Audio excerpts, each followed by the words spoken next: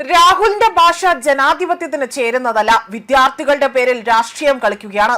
മോദിയെ ലക്ഷ്യമിട്ടുകൊണ്ടുള്ള നീക്കമാണ് പലപ്പോഴും നടക്കുന്നത്. തീർത്തും നാണംകെട്ട പരാമർശമാണ് രാഹുൽ ഗാന്ധി നടത്തുന്നതെന്ന് തുറന്നടിച്ചുകൊണ്ട് കേന്ദ്ര പാർലമെന്ററി കാര്യമന്ത്രി കിരൺ റിജിജു രംഗത്ത്.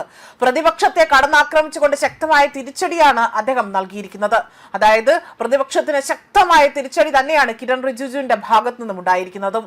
അതുമാത്രമല്ല, പാർലമെന്റിൽ രാഹുൽ ഗാന്ധി ഉപയോഗിക്കുന്നത് ജനാധിപത്യത്തിന് യോജിക്കാത്തതും അധിക്ഷേപകരവുമായ ഭാഷയാണ് എന്ന് ആരോപിച്ച് റിജിജു ആകട്ടെ ഇത്തരം സമീപനം പാർലമെന്റിൽ ജനാധിപത്യത്തിന്റെ, അതായത് പാർലമെന്ററി ജനാധിപത്യത്തിന്റെ അന്തസ്സിന് യോജിച്ചതല്ല എന്ന് വ്യക്തമാക്കുകയും അഭിപ്രായ വ്യത്യാസങ്ങൾ സ്വാഭാവികമാണെങ്കിൽ പോലും സംവാദത്തിൽ മിതത്വവും മര്യാദയും പാലിക്കേണ്ടത് ജനപ്രതിനിധികളുടെ ഉത്തരവാദിത്തമാണ് എന്നതാണ് അദ്ദേഹം പറഞ്ഞിരിക്കുന്നത്.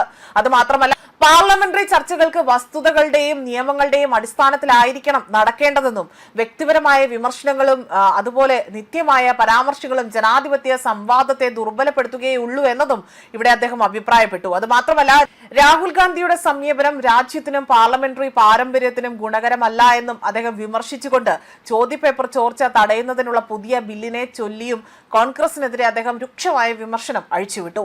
ബില്ലിലെ വ്യവസ്ഥകളെ കുറിച്ച് ചർച്ച ചെയ്യുന്നതിന് പകരമായി തന്നെ കോൺഗ്രസ് അംഗങ്ങൾ വിഷയത്തിൽ നിന്ന് ശ്രദ്ധ തിരിക്കുവാനും ബന്ധമില്ലാത്ത കാര്യങ്ങൾ ഉയർത്തിക്കാട്ടിക്കൊണ്ട് രാഷ്ട്രീയവൽക്കരിക്കാനുമാണ് ശ്രമിച്ചതെന്ന് ആരോപണമാണ് ഉന്നയിച്ചിരിക്കുന്നത്.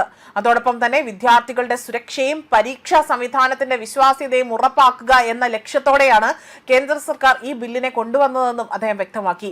പരീക്ഷാ ക്രമക്കേടുകൾക്കെതിരെ കർശന നടപടികൾ ഉറപ്പാക്കുകയും വിദ്യാർത്ഥികളിൽ ആത്മവിശ്വാസം ഉയർത്തുകയും ചെയ്യുകയാണ് പ്രധാനമന്ത്രി നരേന്ദ്രമോദിയുടെ നേതൃത്വത്തിലുള്ള സർക്കാരിന്റെ ലക്ഷ്യമെന്നും അദ്ദേഹം പറഞ്ഞു.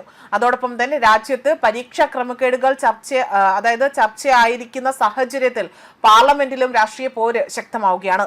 ഒരു വശത്ത് പ്രതിപക്ഷം സർക്കാരിനെ കടന്ന് ആക്രമിക്കുമ്പോൾ മറുവശത്ത് വിദ്യാർത്ഥികളുടെ താല്പര്യം സംരക്ഷിക്കാനാണ് പുതിയ നിയമമെന്ന് കേന്ദ്ര സർക്കാർ ആവർത്തിച്ച് വ്യക്തമാക്കുകയും ചെയ്യുന്നുണ്ട്. മാത്രമല്ല, ഇന്ന് രാഹുൽ ഗാന്ധിയും മറ്റുള്ളവരും ബില്ലിനെ കുറിച്ച് സംസാരിക്കുമെന്ന് ഞങ്ങൾ പ്രതീക്ഷിക്കുന്നുണ്ട്.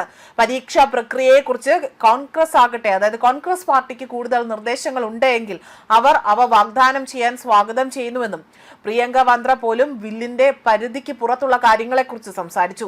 എല്ലാ പ്രതിപക്ഷ എംപിമാരും യഥാർത്ഥ ബില്ലിനെ അഭിസംബോധന ചെയ്യാതെയാണ് സംസാരിക്കുന്നത്. അവർ ബില്ലിനെ കുറിച്ച് സംസാരിച്ചിട്ടില്ലാത്തതിനാൽ എനിക്കിന്ന് പ്രതിപക്ഷ രീതിയിൽ, അതായത് ഇതിൽ വലിയ രീതിയിലുള്ള ഒരു പ്രതീക്ഷ കൈവിടുന്നു എന്നതും മാത്രമല്ല, പ്രത്യേകിച്ച് രാഹുൽ ഗാന്ധിയിൽ നിന്നും അത്തരം ഒരു സമീപനം താങ്കൾ പ്രതീക്ഷിക്കുന്നില്ല എന്നതാണ് വ്യക്തമാക്കിയിരിക്കുന്നത്.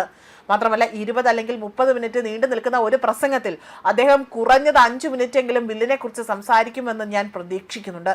ഇത്രയും പ്രധാനപ്പെട്ട ഒരു ബില്ലിനെ കുറിച്ച് സംസാരിക്കുന്നത് ഒഴിവാക്കുന്നത് ശരിയല്ല എന്ന ഒരു അഭിപ്രായം കൂടിയാണ് ഇവിടെ കിരൺ റിജിജു പങ്കുവച്ചിരിക്കുന്നത്. മാത്രമല്ല, രാഹുൽ ഗാന്ധിയെ അദ്ദേഹം മുഖവിലക്ക് എടുക്കുന്നില്ല എന്നത് അദ്ദേഹത്തിന്റെ ഈ വാക്കുകളിൽ നിന്നുകൂടെ ഇവിടെ വ്യക്തമാകുന്നുണ്ട് എന്നതാണ് നമുക്കിപ്പോൾ പറയാൻ സാധിക്കുന്നതും. ന്യൂസ് ഡെസ്ക് കർമ്മ ന്യൂസ്.